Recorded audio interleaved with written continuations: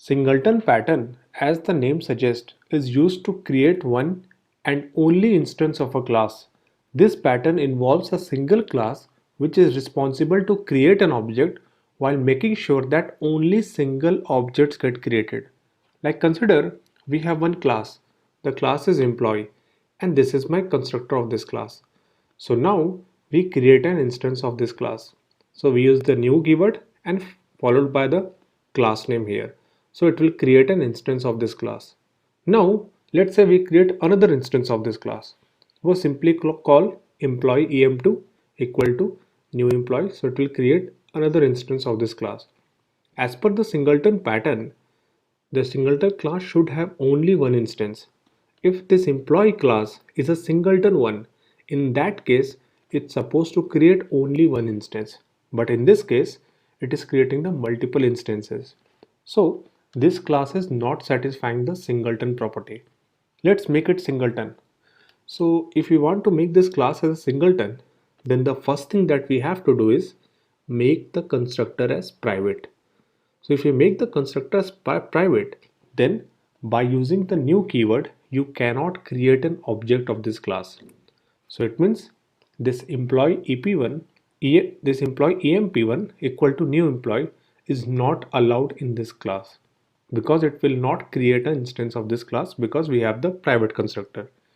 Now, if we already stopped object creation by using the new keyword, then how even single instance will be created? Well, what we have to do is we have to use the method for it, not the constructor. So we have the method called create instance, which is returning the employee class. And in this method, we are creating an object and then correspondingly returning that object. And how we can call that? We have to use the class name followed by the method name.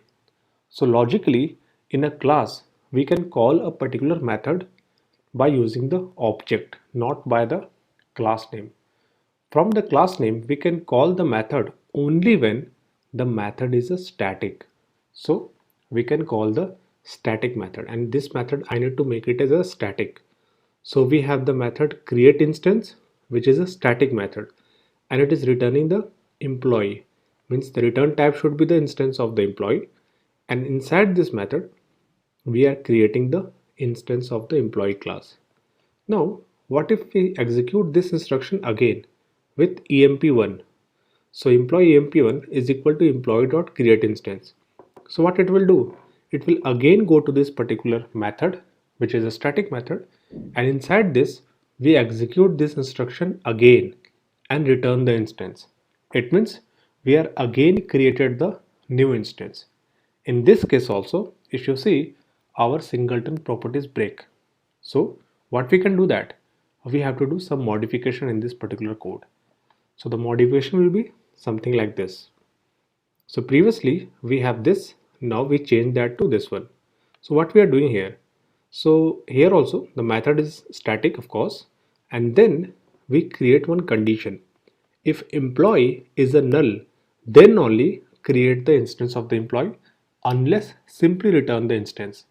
So for example, let's say first time I call this method. So in this case, it will go inside this method, and if the employee is null, then create an instance of the employee class and simply return it. Now the next time, if we call this instruction, which is employee.create instance, then it will again call this method, and at this moment employee is not null, so it will not go inside the if statement and simply return the previous created instance. So in this case, we just have the single instance of the class. So it means we are satisfying the singleton property here. But there is one more problem here. What if the multiple threads are involved in it? So it means multiple threads are trying to access this method. If multiple threads will access this method, then there may be the chances two threads will go inside this if stick and then try to create an instance of an employee class at the same time. So let's see how we can solve this situation. It's my request to the viewers, please go through the multi-threading lecture before looking into the solution for the multi-threading scenario. So this is my class, which is an employee class, and in this class we have the method that is create instance. And in this method, this is a static method of course. So if employee is equals to null, then only we are creating the instance of the employee, unless we are simply returning the instance. And then this is my thread. So I'm creating a new thread. Thread T1 equal to new thread. And in the runnable interface, inside this run method, we are calling this method that is create instance by using the class name.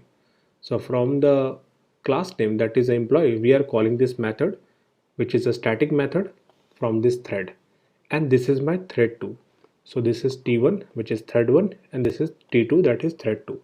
And in this method run of both this thread 1 and thread 2, we are calling the create instance method. And how we are calling that? By using this method, that is T1.start and T2.start from the main method.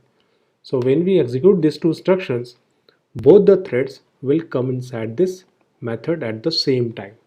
And then both of them will go inside this if statement, and both the threads will going to create the new instance of the employee.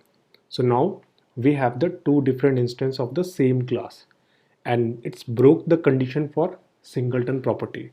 So what we can do here? Well, simple solution is protect this from the multi-threading, that is use the synchronized keyword here. So we use the synchronized keyword in this method.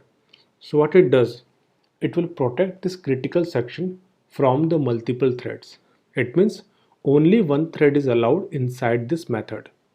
So if we call t1.start and t2.start, inside this method, only one of them will go and then create the instance of the employee class. So by using this synchronized keyword, we can able to protect this method and our singleton property will be persisted. But there is one problem here. Just to protect one instruction, that is this one, we are protecting the complete method, due to which the latency is increased of our program. Because might be the possibility in this method there are some 100 lines will be there, and you have to just protect the one single line.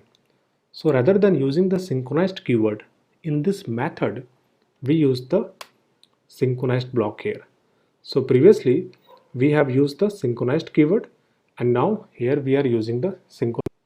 So inside this synchronized block, we are creating the instance of the employee class. So let's say we have the two threads, that is thread 1 and thread 2, and we call t1.start and t2.start. So both the thread will come inside this method, and then it will come inside this if check, and inside this synchronized block only one thread is allowed. So let's say first thread will come inside this, it will check that employee equal to null, it will create an instance of the employee and simply return the instance of the employee. Now other thread get the chance to come inside this synchronized block, it will check that employee is not equal to null, so it won't go inside this if, it won't create any new instance, and it will simply return the previous instance. So as you can see in this scenario, we can able to achieve the singleton property because we just created the single instance. So that's how we can able to achieve the singleton property.